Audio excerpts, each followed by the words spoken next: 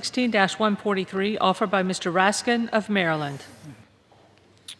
Pursuant to House Resolution 476, the gentleman from Maryland, Mr. Raskin, and a member opposed each will control 5 minutes. The chair recognizes the gentleman from Maryland. Mr. Chairman, thank you. I rise to offer an amendment that will save the American taxpayers millions of dollars, restore the appropriate focus of the July 4th holiday as a universal, nonpartisan celebration of our nation's independence, and ensure that taxpayer money is spent for public, nonpartisan purposes, not private, personal, and partisan ones. This amendment will ban military and parades and shows organized at the personal request of the president that serve no other governmental or military purpose.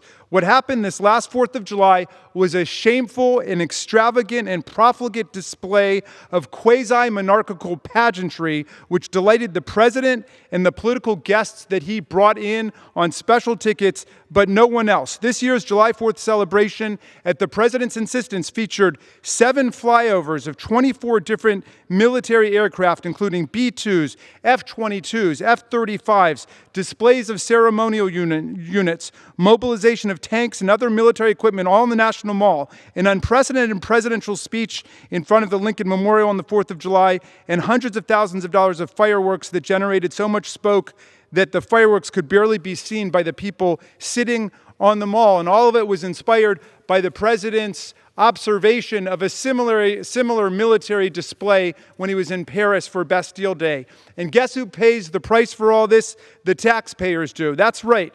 The National Park Service was forced to divert $2.5 million in park fees to help cover the cost for this event. The Washington Post estimated that the combined hourly rate of the 7 flyovers of military aircraft, the B-2 stealth bomber, the F-22 Raptors, the F-35 Lightnings, would have cost at least $560,000 per hour.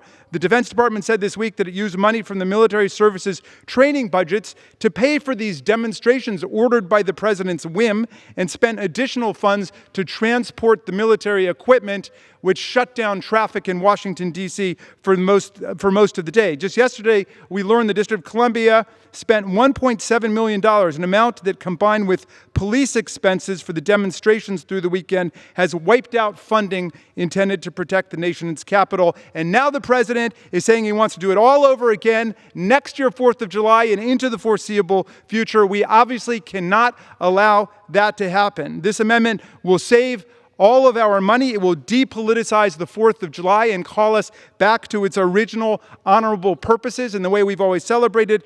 And it will send a message to the executive branch that the federal government serves the people, not one person. We have no kings here. We have no queens. We have no monarchs. We have no royal pageantry. I urge my colleagues to support this amendment, and I reserve the rest of my time. Gentleman reserved.